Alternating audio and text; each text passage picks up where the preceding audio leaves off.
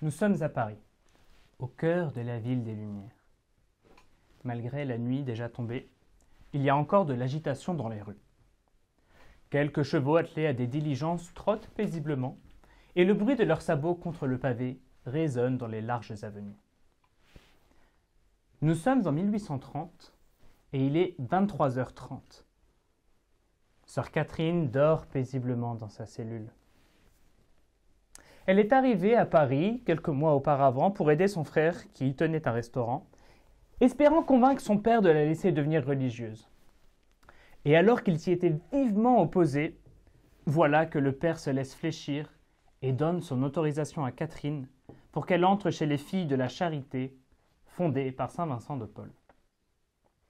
En cette nuit donc du 18 juillet 1830, Catherine est loin de s'imaginer que le ciel s'apprête à déverser sur son âme un flot de tendresse. Une voix réveille Catherine. Catherine qui dort à bois fermé, malgré les grosses chaleurs de cette nuit de juillet. « Catherine !» dit la voix. « Catherine !» La sœur ouvre les yeux. Quelle n'est pas sa surprise de voir un tout jeune garçon, tout de blanc vêtu et rayonnant de lumière. « La Sainte Vierge vous attend dans la chapelle, lui dit-il. Sœur Catherine est tout étonnée. « Mais on va nous voir, s'exclame-t-elle. L'enfant la rassure. Il est 23h30 et tout le monde dort. Catherine se lève donc et se laisse conduire jusqu'à la chapelle. Elle s'arrête devant les tables de communion. Une grande dame s'avance alors et s'assied dans le fauteuil de présidence. Quelle allure elle a! Quelle majesté se dégage d'elle! Elle a une grande robe blanche et un voile bleu lui couvre la tête. Catherine, qui avait choisi la Sainte Vierge pour maman lorsque sa mère de la terre était partie pour le ciel, se jette à ses pieds et met ses mains sur ses genoux. Je sentis l'émotion la plus douce de ma vie, confiera-t-elle au sujet de cette rencontre plusieurs années plus tard. La Sainte Vierge lui parle longuement. Elle lui annonce que la France aura de nombreuses peines à souffrir, que Catherine, elle aussi, souffrira beaucoup, mais qu'elle puisera sa consolation au pied de l'autel. Elle lui demande également de bien se confier à ce confesseur. Elle prédit que de nombreux malheurs fondront sur la France et que, notamment, le roi sera déposé. Mais la Sainte Vierge conclut « Ne vous découragez pas, je serai avec vous. » Leur entretien se prolonge dans un échange doux et chaleureux, comme celui d'une mère et de son enfant, dans l'intimité de la nuit. Puis, la Sainte Vierge disparaît comme une ombre, et l'enfant reconduit Catherine dans sa cellule. Il est 2h du matin. Lorsque Catherine s'ouvre de cette incroyable rencontre à son confesseur, M. Aladel, celui-ci est plus que méfiant. Impossible que la Sainte Vierge vous apparaisse. De plus, vos prédictions pour la France semblent invraisemblables. Mais voilà que, quelques jours plus tard, éclate à Paris la Révolution de Juillet. Le roi est contraint à l'exil, exactement comme la Reine du Ciel l'avait prédit. Monsieur Aladel, donc sans abandonner ses doutes, prête une oreille un peu plus attentive aux paroles de Catherine. Et les mois passent. Le 27 novembre 1830, à 17h30, Catherine prie dans la chapelle. Or, voilà que la Sainte Vierge apparaît à nouveau. Elle porte cette fois-ci une robe et un voile tout de blanc. Elle se tient debout sur un globe. Ses mains relevées à la hauteur de sa poitrine tiennent un autre globe.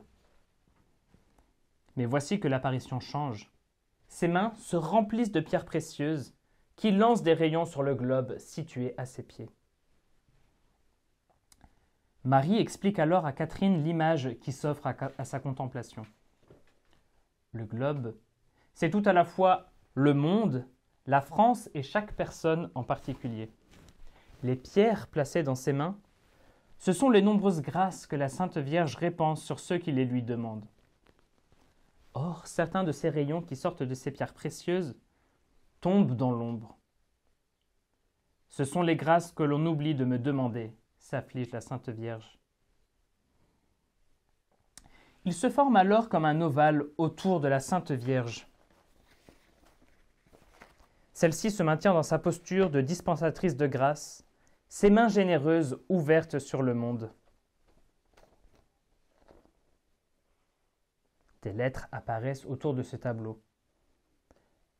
Ô Marie, conçue sans péché, priez pour nous qui avons recours à vous.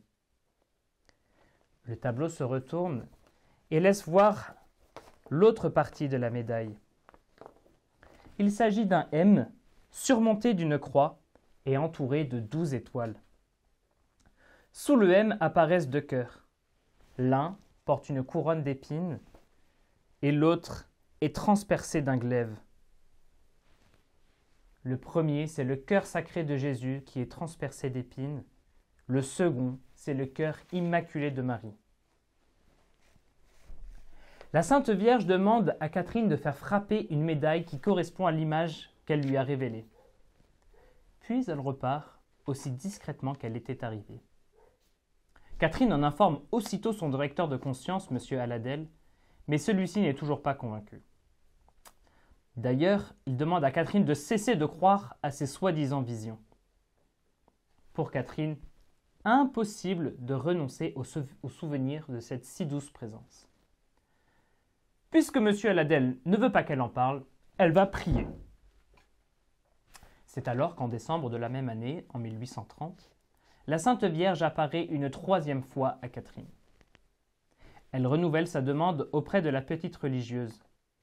Faites frapper une médaille à l'image du tableau que je vous ai présenté. Les personnes qui la porteront recevront beaucoup de grâce. Mais c'est que mon directeur ne me croit pas, répond Catherine. Sois tranquille. Un jour viendra où il fera ce que je désire. Il est mon serviteur et craindrait de me déplaire. Et c'est ce qui arriva. Monsieur Aladel se dit en lui-même. La Sainte Vierge est-elle mécontente? Si elle l'est, ce ne peut être que de moi, puisque la jeune religieuse ne peut rien faire de plus. Il entreprend alors les démarches pour répondre aux demandes de la Sainte Vierge. Il s'en ouvre à l'évêque, qui se montre plus qu'enthousiaste. Toutefois, une épidémie de choléra, qui est une maladie très contagieuse, ralentira ces démarches. Il faudra attendre 1832 pour que les premières médailles soient frappées et répandues. Elles sont d'abord distribuées aux malades du choléra ainsi qu'aux filles de la charité, les sœurs de Catherine. Aussitôt, la médaille opère de nombreuses guérisons, si bien qu'elle se répandra très vite dans toute la France, puis dans le monde, et finira par prendre le doux nom de médaille miraculeuse, à cause des nombreux miracles qu'elle opérera dans les cœurs et dans les corps. La médaille miraculeuse. Quelle œuvre d'éducation de la Sainte Vierge tout de même. Même si elle désire guérir les corps par cette médaille, et c'est d'ailleurs ce qu'elle fit à de très nombreuses reprises, son vœu le plus cher est de sauver les âmes. Les images que représentent les 2 faces de cette médaille enseignent et élèvent nos âmes.